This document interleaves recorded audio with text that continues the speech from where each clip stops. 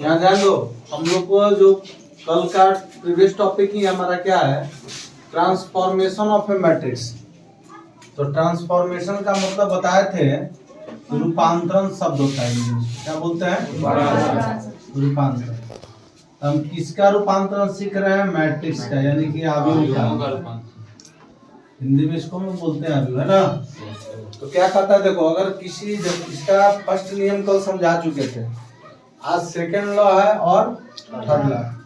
तो क्या कहता है कि किसी पंक्ति या स्तंभ, पंक्ति बोले तो रो, पंक्ति बोले तो रो, स्तंभ बोले तो कॉलम। तो पंक्ति या स्तंभ के एलिमेंट्स को एक शून्येतर संख्या, शून्येतर का मतलब बताए थे, शून्येतर शब्द का मतलब क्या होता है? Non zero. शून्येतर शब्द का मतलब नॉन जीरो, यानी कि जीरो उसमें शामिल नहीं हो, जीरो को छोड़कर। तो शून्येतर संख्या से गुणन करना और उसके प्रतीकात्मक रूप को प्रत्येक एलिमेंट्स के साथ हम इस रूप में व्यक्त कर सकते हैं। कैसे? आर आई चेंज के इंटू आर आई। इसका मतलब हो गया, जैसे देखो, हम यहाँ रो में भी कोई चेंजिंग कर सकते हैं और कॉलम में भी कोई चेंजिंग कर सकते हैं। तो कैसे चेंजिंग करेंगे? जैसे मान लो ये हमारा फर्स्ट रो है, ये क्या है? फर्स्ट रो है। हम फर्स्ट रो में अगर हम चेंजिंग लाना चाहते हैं तो हम R1 चेंज, केवल एक रो में चेंज करना चाहते हैं तो हम क्या लिखेंगे? R1 चेंज 1/2 इंटू R1, ऐसे लिखे ना। तो यानी कि इसके कहने का मतलब है कि केवल हमारा जो मैट्रिक्स, पहले जो मैट्रिक्स दे रखा था, उसके प्रत्येक एलिमेंट्स जो अभी है अवेलेबल हमारे पास, उसके फर्स्ट रो के जो भी एलिमेंट्स होंगे, उन सभी एलिमेंट्स में क्या होगा? 1/2 का क्या होगा? गुना होगा, और गुना करके हम उसको लिखते जाएंगे। यहाँ पर देखो, यहाँ पर लिखा गया क्या? C1 change 1/2 into C1। इसका मतलब हो गया कि हम फर्स्ट कॉलम में क्या करेंगे? फर्स्ट कॉलम में। तो फर्स्ट कॉलम हमारा क्या? ये है, ठीक है। तो फर्स्ट कॉलम में हम अगर 1/7 का गुना करेंगे तो 1/7 का गुना सब के साथ होगा। क्या होगा? हम तो यहाँ पर रो में करके दिखाए हुए हैं, लेकिन होगा क्या है? मान लीजिए अगर हम C1 लिखेंगे तो क्या लिखेंगे? इस सब में हमको नीचे 1/7 का गुना करना होगा, यहाँ भी 1/7 का गुना करना। तो हम इस तरह से हम चाहते हैं कि हम स्वतंत्र हैं।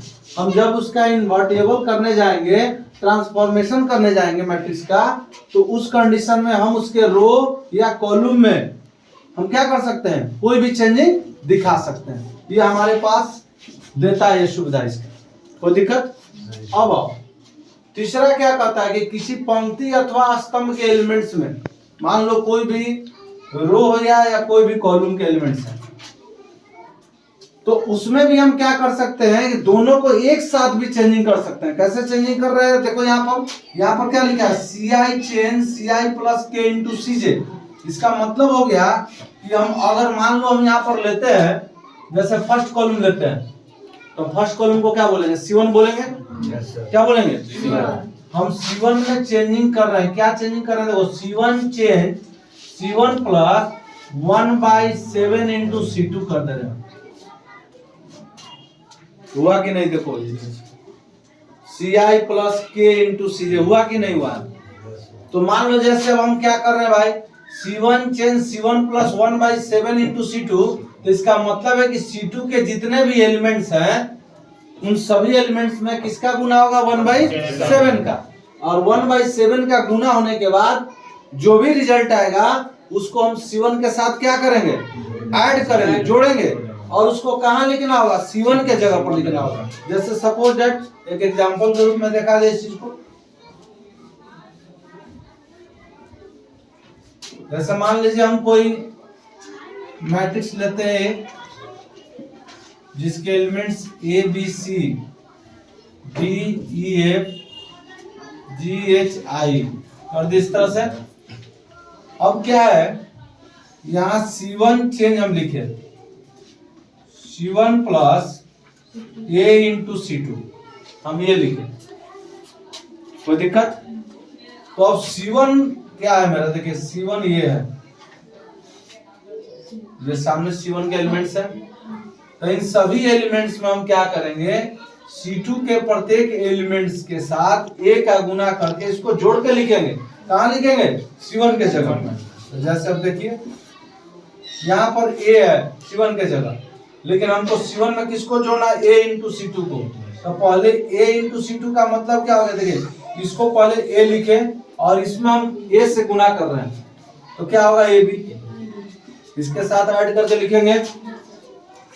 ये है क्या अभी हमारे पास D, और इसमें हम किसका गुना करें, A के साथ, तो क्या होगा A इंटू E होगा। ये है क्या अभी G, और इसमें हम किससे गुना कर रहे हैं, A के साथ, तो A इंटू H होगा। बाकी ये देखो B E H C F I, मान इस तरह का हम आवश्यकता पड़ेगा तो हम चेंजिंग ऐसा दिखा सकते हैं। ये कॉलम में भी चेंजिंग कर सकते हैं और रो में भी। कोई दिक्कत, नोट टू द पॉइंट।